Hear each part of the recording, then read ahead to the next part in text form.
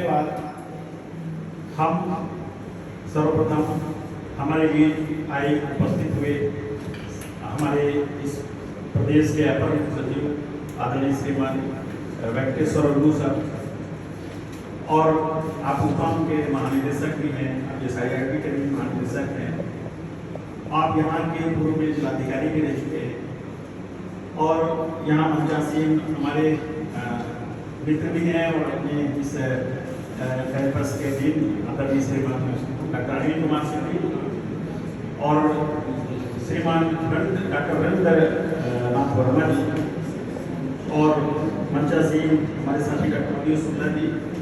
सामने आनंद पाटिल जी, अपने राजेश्वर सिंह जी, दूर तक बैठे सभी बच्चे। आज बहुत ही गर्व का दिवस है कि आज हमारे बीच इस प्रदेश की इतनी ऊंची शख्सियत उनका यहाँ आगमन हुआ है और ये बहुत ही हम लोगों के लिए महत्वपूर्ण क्षण है, बहुत महत्वपूर्ण पल है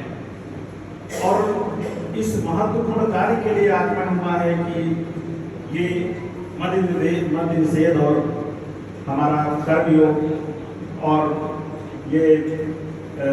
विकसित भारत के लिए ये विश्वविद्यालय जहाँ हम बैठे हैं 2009 में इस क्षेत्र के राजनीतिक एजेंडे में आया। उसके बाद इसकी प्रक्रिया चल करके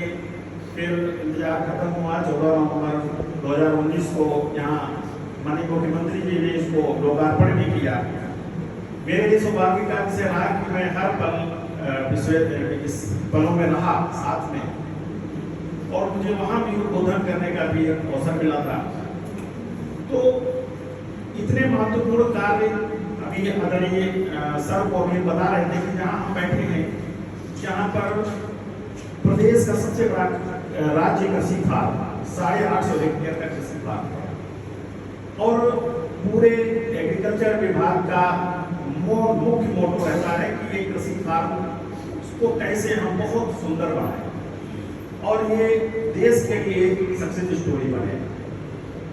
इसके साथ में कृषि विज्ञान केंद्र भी हमारे बीच है, कृषि विश्वविद्यालय द्वारा संचालित कृषि विज्ञान केंद्र भी हमारे बीच है। वहाँ भी हमारे ये सारे वैज्ञानिक साथी जिनको बहुत इंटेलेक्चुअल, जिनको कहेंगे बहुत कुछ बदल सकते हैं और इसके साथ ही गन्ना प्रजनन केंद्र भी लगा हुआ है। ये हमारे गन्ना निदेशालय शाहजहांपुर का एक प्रजनन केंद्र है, उपकेंद्र है। यहाँ भी ढेर सारे वैज्ञानिक और हमारे निदेशक साहब बराबर नजर रखते हैं और इसके साथ में ये विश्वविद्यालय भी जुड़ गया है। तो चूंकि विश्वविद्यालय का जुड़ना एक सबसे महत्वपूर्ण काम, अब मेरे ख्याल से तीनों चीजों का लीडरशिप है, जो समन्वय है, वो कहीं ना कहीं से विश्वविद्यालय ही आगे इन सब चीजों की लीडरशिप करने की स्थिति में है। और